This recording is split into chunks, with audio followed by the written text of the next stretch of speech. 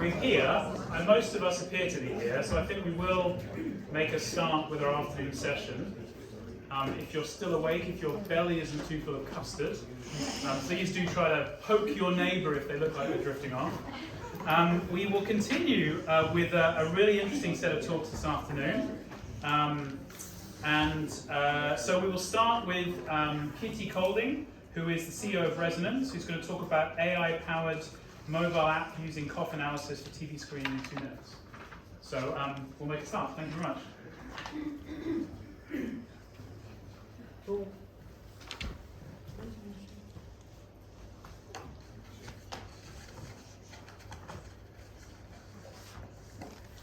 Thank you all so much.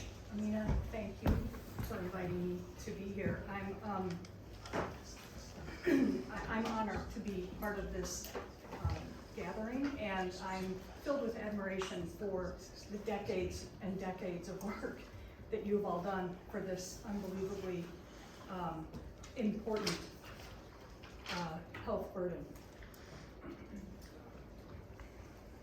RAIsonance is a company based in Denver, Colorado, focused on forced cough analysis for a series of respiratory diagnoses and wellness outcomes. We were founded almost 4 years ago, and the thesis when we started the business was that we could devise an AI-powered, software-only diagnostic platform that uses solely the sound of a person's cough to render a diagnosis. Along the way, we were awarded a grant from the National Science Foundation. Earlier this year, we received a contract from BARDA. Been working closely with Microsoft. All of our cloud-based technology is in Microsoft Azure. We filed a lot of patents, and there are a lot more coming. And we've built out an interesting wellness business as well. But today I want to talk to you about our diagnostic capabilities. The signal that we use, that we focus on, is a forced cough vocalization, and that really just means an intentional cough.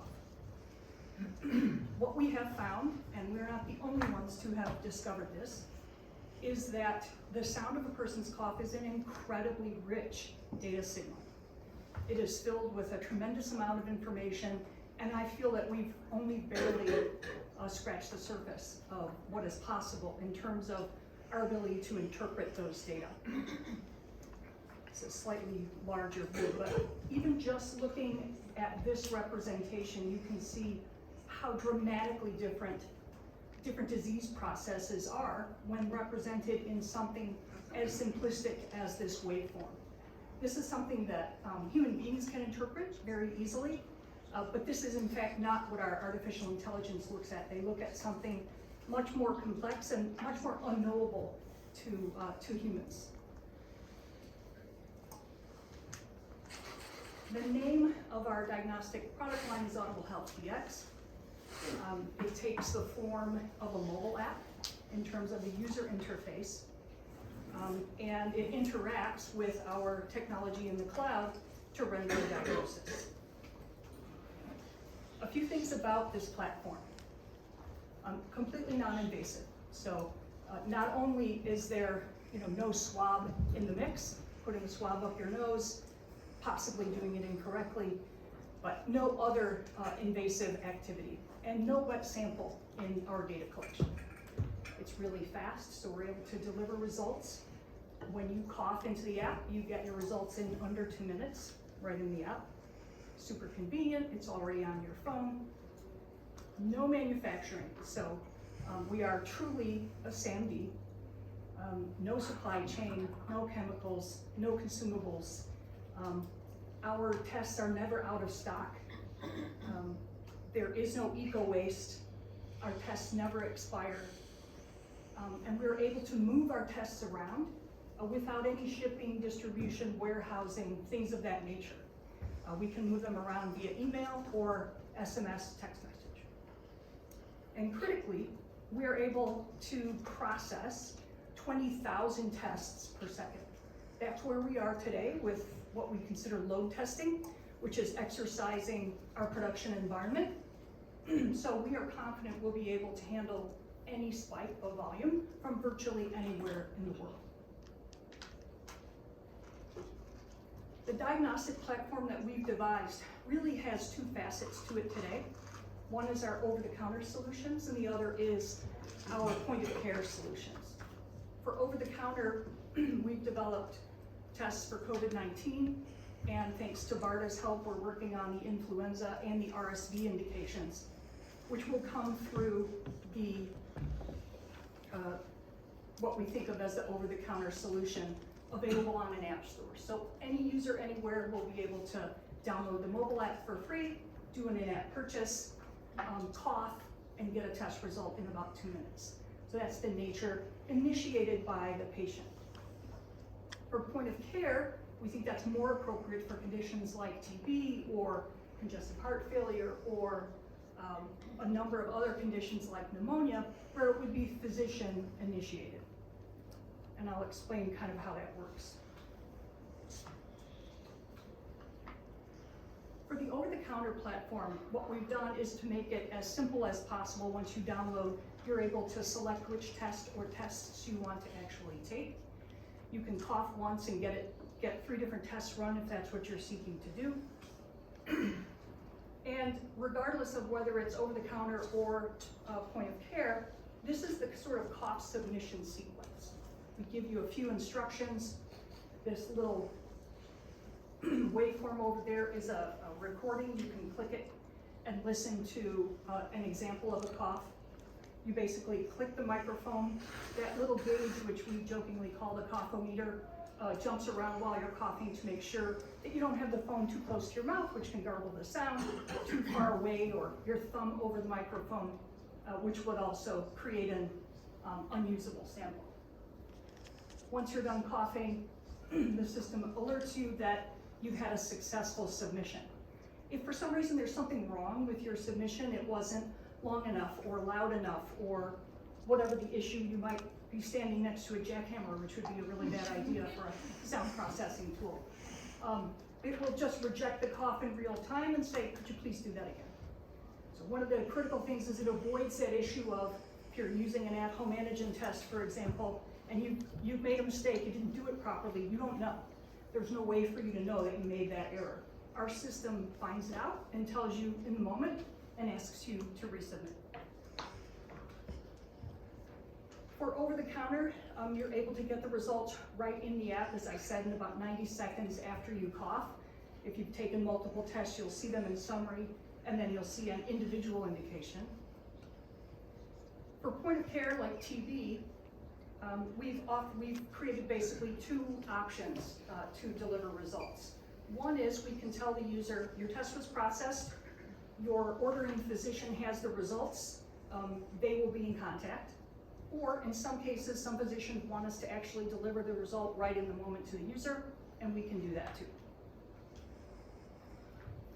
I want to spend a moment to tell you a little bit about how the science works. And I want to mention that if you're sitting here thinking, this is absolute bullshit, there's no way this is going to work, this is science fiction, it's okay. You won't be the first person to think that. And you won't hurt my feelings by saying so. But I do want to tell you a little bit about this because I want you to understand what is happening. The mobile app that we use, the mobile-based interaction, that piece of software is very, very slim and scaled down and very intuitive. And its job really is to collect the sound, push it to the cloud, and wait for results to come back from the cloud. So it becomes sort of a view screen. But the app itself isn't doing any of the magic. All of that's happening, all the logic and compute and processing is in the cloud. Once you cough, we basically capture a recording, and the first place we set it is a cough detector to make sure that it's not someone honking a horn or playing music or doing something that cannot be articulated as a cough. Next, we run it through a hidden Markov model splitter. What this tool does, this is something we built on our own. If you coughed 10 times, you create a recording. We actually slice that recording into 10 separate coughs, and we create very, very dense data packets for each cough, and remove the sound and silence between the coughs so that we're not confounding any of the AI models that are listening to those data packets. Next, we run it through a very sophisticated sound processing, sort of a gauntlet. There's some normalization and a high pass and low pass filtering going on, but it also does a quality check, and it's running through something called duration filter, which is ensuring that the cough is long enough. So what we don't want is, that's not gonna work. And a phase filter is to identify that you've actually experienced all three phases of a cough, because the richer cough is actually full phase. And if we don't get all three phases of your cough, we will reject it right there and ask you to cough again. Next, we take those sound files and we actually do an image transformation and turn them into three different types of images: MFCCs, FFTs, and MEL spectrograms.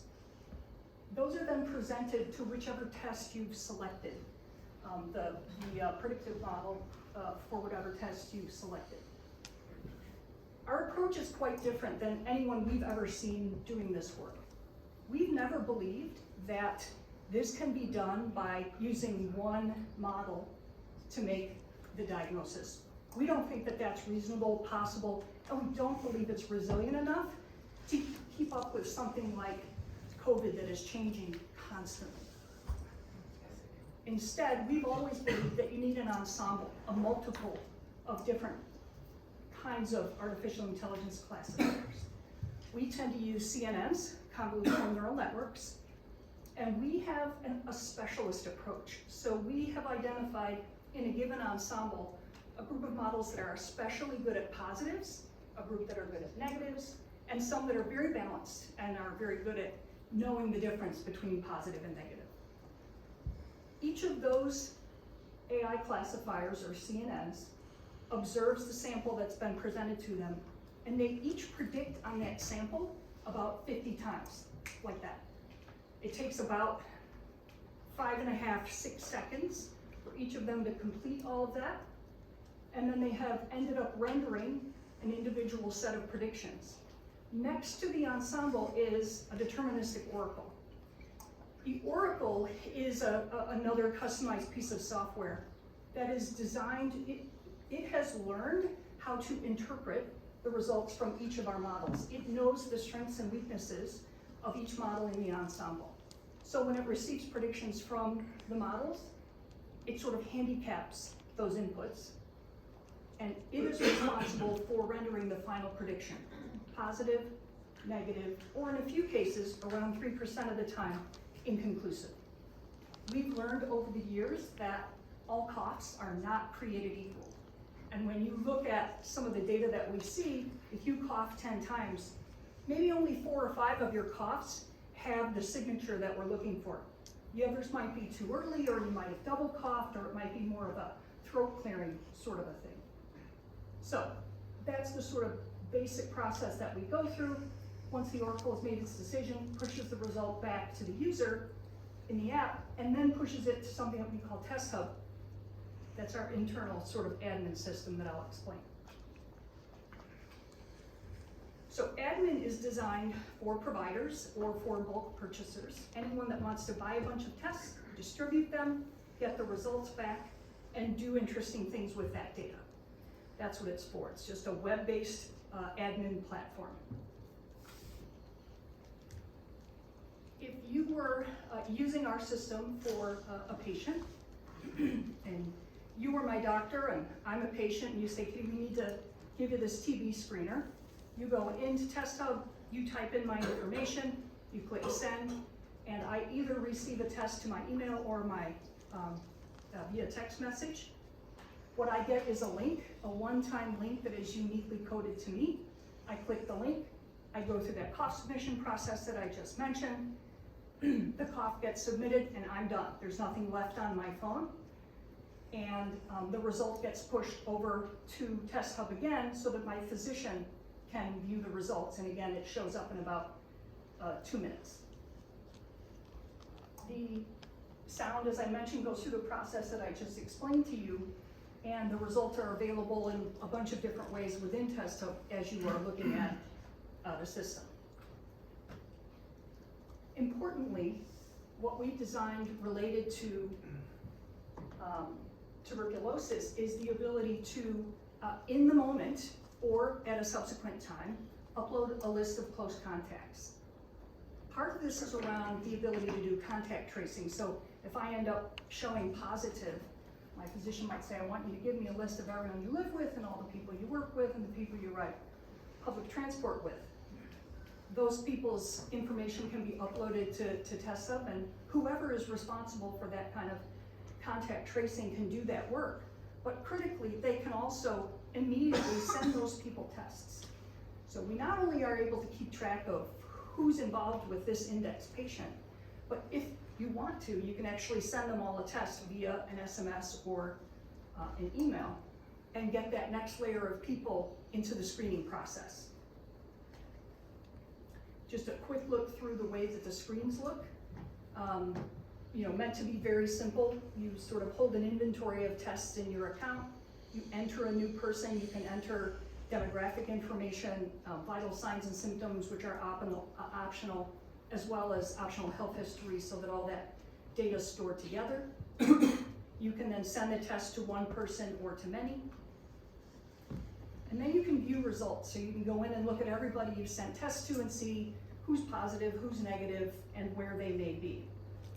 You can then choose to map those results as well and say, what are the positive results I've gotten in the last 72 hours and where are they on a map? And lastly, you can take that index patient and take a look at any of the close contacts that you've sent tests to and the status of those tests, who's positive and who is negative. And this can be done by a provider or a Ministry of Health or a public health department, whoever's handling that layer of the contact investigation. So I want to tell you a little bit about the work that we've done so far, kind of where we are in our product development. Last year, we did our first clinical validation study for COVID. We ran an EUA-sized clinical trial, completed it over the summer, and submitted our EUA application to FDA for COVID in September of 22. We waited about 6 months for FDA to respond. They didn't. We harangued them long enough that they came back and said, we're not going to review your submission, we're not doing EUAs anymore, sorry. So that was disappointing. But we had the foresight to also submit to Health Canada, and they are underway, and we think that we'll be hearing from them shortly. We may be able to get our COVID test approved in Canada shortly. The next step then that we took was to move forward where we are with, we're doing our de novo filing in conjunction with BARDA for our COVID flu RSV test, and we're working on those clinical trials right now. But for last year's EUA size trial, we did both a usability study and the clinical validation study. We used as our comparator in the study the BioFire RP2.1 15 virus panel. That's an excellent test, and it picks up a lot of things that are not COVID or flu, which is very useful to us from a data collection perspective. Last year's version of the technology was able to achieve an 84 PPA and 85 NPA with a single submission.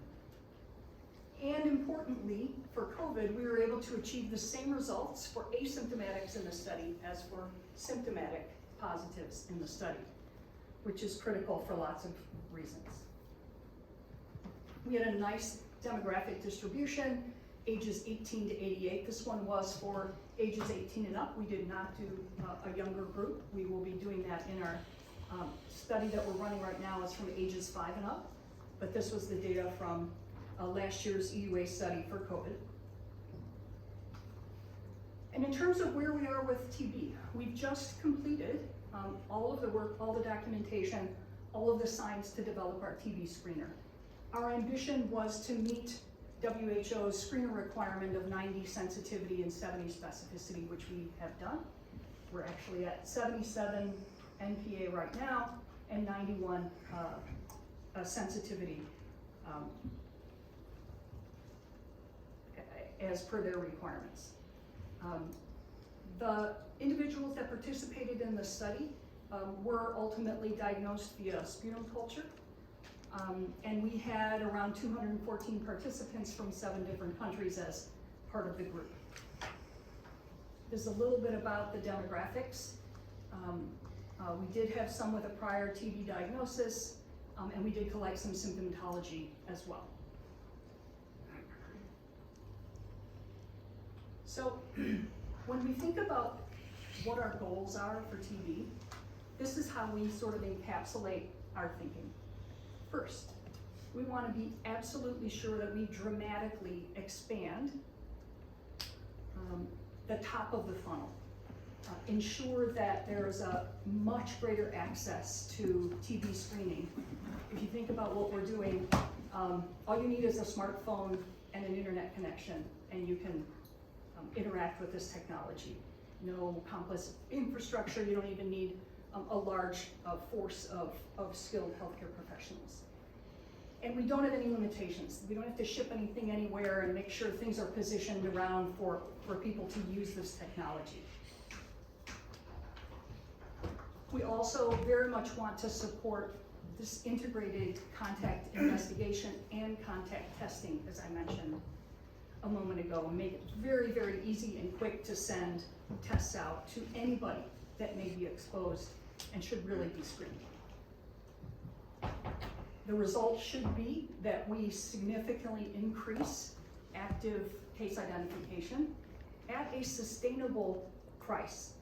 If you think about what we're doing, we're in the diagnostic business, but we have software margins. So our cost of goods to deliver a test is about 20 cents. And it really just represents server cycles in Azure. That's really what our cost is. So we're able to keep our cost per test down very low and allow folks like the gene expert testers, what we want to do is send them a bunch of likely positives and let them do what they need to do and bring the rest of the diagnostic activity, let it take its course, but take the pressure off those folks who are trying to do screening at prices that they just cannot sustain for a PCR test. We want to accelerate and shorten the time to diagnosis and really feed the remainder of that diagnostic process very efficiently and effectively. There's a million technical integrations that we can undertake that will make this process so much more efficient over time. In the US, for example, our diagnostic platform automatically updates and notifies CDC, all 50 US states and 4 territories. We partnered with a group called APHL, which is where we send all of our positives for mandatory notification diseases like COVID and TB, so that those data are being received by them in near real time as well. Where we are, we have built and production tested the entirety of our system in the cloud. We've been doing this for 2.5 years. Our system is wired for integration. It will be very simple to integrate with virtually anybody. Hardened cybersecurity and data protection. I mentioned the scalability of the platform. Our next step is to do some live international validation studies. So we're out working with some partners in India and South Africa and Uganda to bring this test forward and let WHO see those results. We want to get a WHO pre-qualification. And as I mentioned, we're preparing our TB screener for submission to FDA with our de novo filing in about 2 weeks' time, right at the end of this month. What we don't know yet, haven't yet had time to discover, is how early in an infection we can detect a positive, for how long we can detect positives, and can we detect the beginnings, predict relapse? Can we see that with our technology? I think we can, but we've yet to prove it. And can we identify severity through a cough? We think that's entirely possible. We have anecdotal data that says that, but being on the spot, be able to understand the relative severity of an infection would be highly valuable, and we think we can do that. So what's next is lots more external validation studies, and we'd like to partner with anybody that wants to work with us on that so that we can continue the work. That's great, thank you.